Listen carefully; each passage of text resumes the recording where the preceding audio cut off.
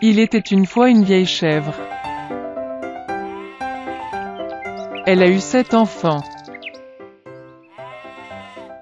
Elle les aimait autant que seule une mère peut aimer ses enfants.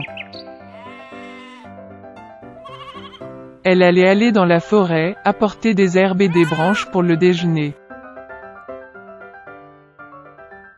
Elle a appelé tous ses enfants et les a avertis d'avoir peur du loup maléfique.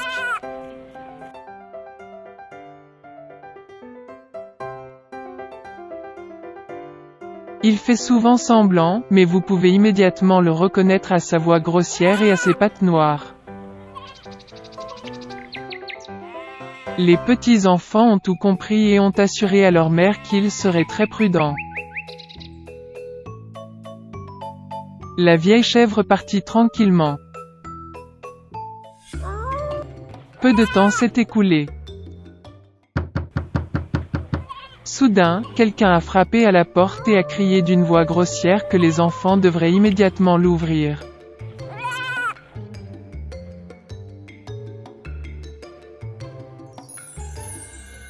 Mais les enfants de la voix rugueuse ont réalisé que c'était un loup. Ils ont répondu que ce n'était pas la voix de la mère, sa voix était gentille et fine, et cette voix était très impolie, ce qui veut dire que c'était un loup. Puis le loup est allé chez le marchand et s'est acheté un grand morceau de craie. Il en a mangé et sa voix s'est affaiblie.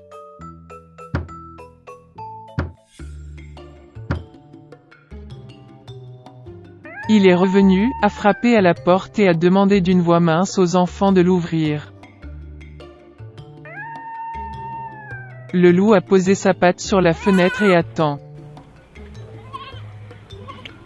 Et les enfants l'ont vu et ont répondu que les pattes de la mère n'étaient pas noires, mais blanches, ce qui signifie que c'était un loup. Puis le loup a couru à la boulangerie et a demandé de lui donner de la pâte. Le loup a oint sa patte avec la pâte.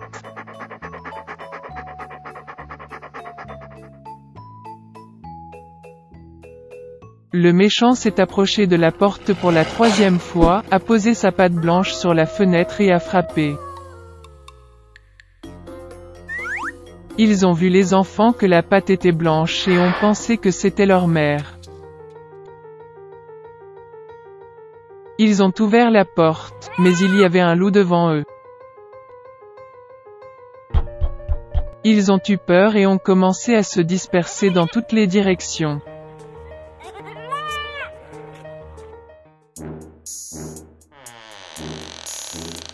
Un enfant a sauté sous la table, un autre sur le lit, le 3e sur la cuisinière, le 4e dans la cuisine, le 5e dans le placard, le 6e sous l'évier et le 7e s'est caché dans l'horloge du grand-père. Mais le loup les trouva tous, ouvrit ses mâchoires et avala un à un. Une seule chose qu'il n'a pas trouvée, le plus jeune, qui s'est caché dans l'horloge.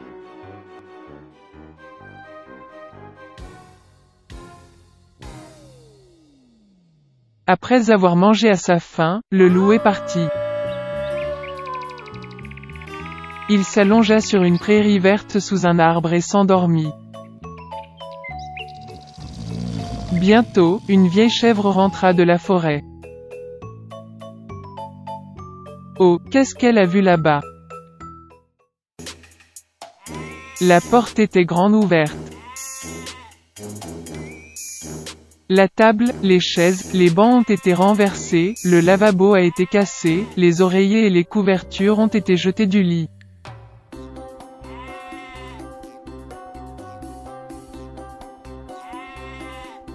Elle a commencé à chercher ses enfants, mais elle n'a pu les trouver nulle part. Je les ai appelés par leur nom, mais personne n'a répondu. Elle s'approcha de l'horloge, et en réponse, il y eut une voix mince du plus jeune enfant. Elle l'a fait sortir de là et il a dit qu'un loup est venu et a mangé tout le monde. Comment la chèvre a pleuré pour ses pauvres enfants.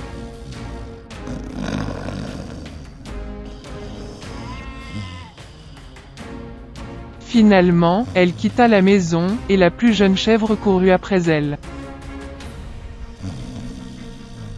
Elle est venue au pré, a vu, un loup gisait près de l'arbre et ronflait de sorte que les branches tremblaient.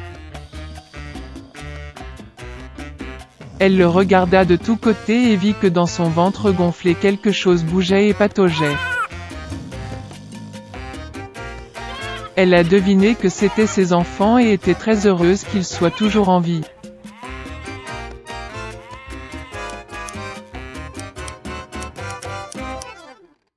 Elle a dit à l'enfant de courir à la maison dès que possible et d'apporter des ciseaux, une aiguille et du fil. Ensuite, la chèvre a coupé le ventre du loup avec des ciseaux, et de là, un enfant a sorti la tête. Et puis les autres ont sauté tous les 6, et rien de mal ne leur est arrivé.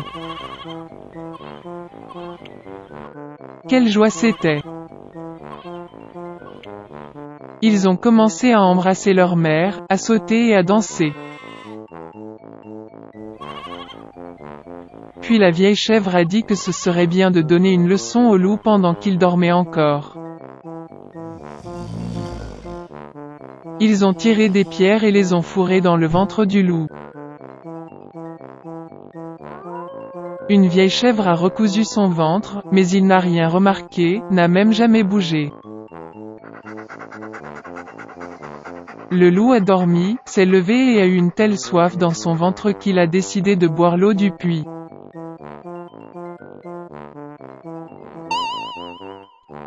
Il s'approcha à peine du puits, se pencha vers l'eau, et de lourdes pierres le tirèrent au fond du puits. Sept enfants ont vu cela et ont commencé à danser de joie avec leur mère. C'est ainsi qu'ils ont enseigné une leçon au loup maléfique. Il était une fois une fille. Et elle avait des cheveux si beaux, et si longs que tous ceux qui la voyaient ne pouvaient pas quitter les yeux.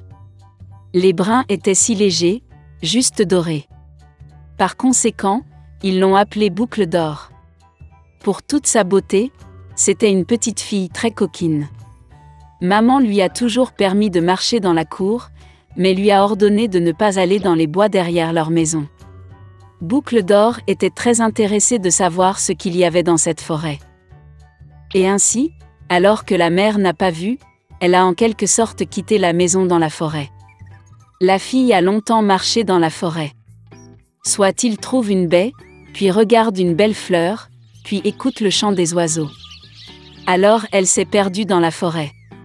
Et soudain, elle a vu une maison inhabituelle dans une clairière. Boucle d'or s'approcha de lui doucement. Je me suis promenée, mais je n'ai vu personne. Elle a frappé à la porte, mais personne n'a répondu. Puis, elle frappa plus fort et la porte s'ouvrit. Boucle d'or entra prudemment. 3 ours vivaient dans cette maison. Un ours était papa, gros et hirsute. L'autre était une mère ours. C'était plus petit. Le 3e était un petit ours. Les ours n'étaient pas chez eux car ils étaient allés se promener dans les bois. La fille entra dans la pièce et vit 3 bols de porridge sur la table. Le premier bol, le plus gros, était le papa ours. Le 2e bol, le plus petit, était la mère ours, et le 3e, le plus petit, était l'ourson. Près de chaque bol, posait une cuillère. Grande, moyenne et petite.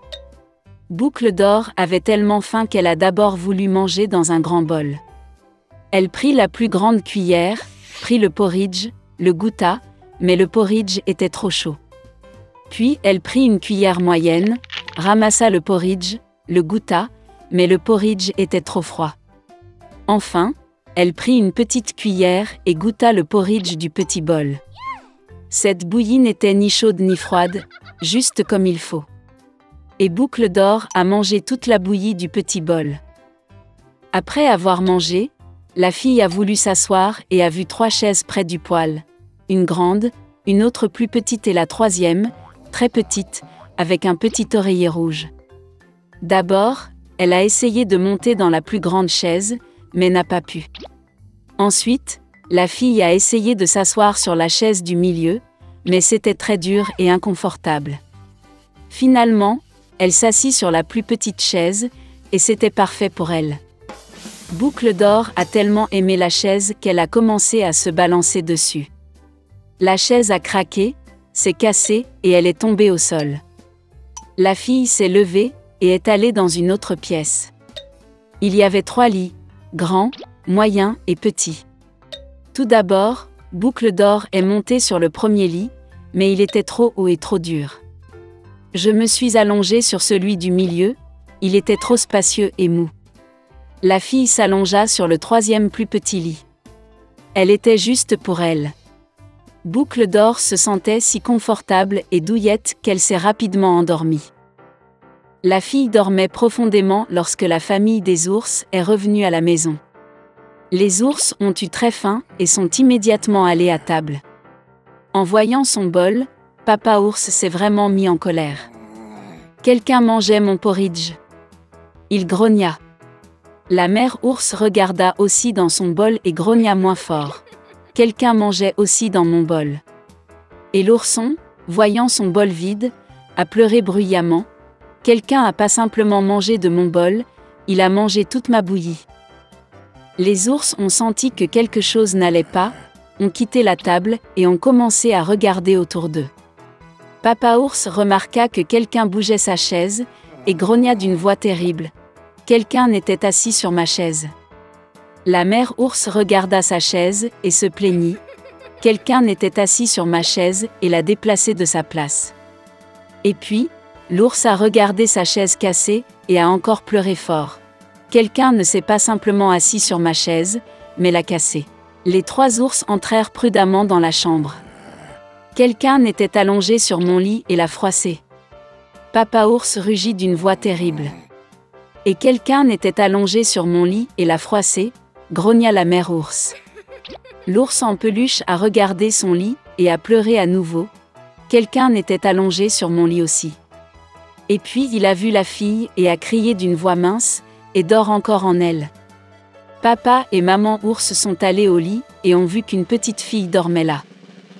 Boucle d'Or s'est réveillée du cri d'un ourson et a eu très peur, il y avait 3 ours devant elle. Elle a immédiatement sauté hors de la maison et a couru partout où ses yeux regardaient, sans se retourner. La fille a couru pendant un long moment, était très fatiguée, puis elle a vu sa mère, qui cherchait sa fille disparue dans la forêt. Depuis, Boucle d'Or a toujours écouté sa mère et n'a rien fait sans sa permission. Elle est devenue une fille très obéissante, gentille et gentille.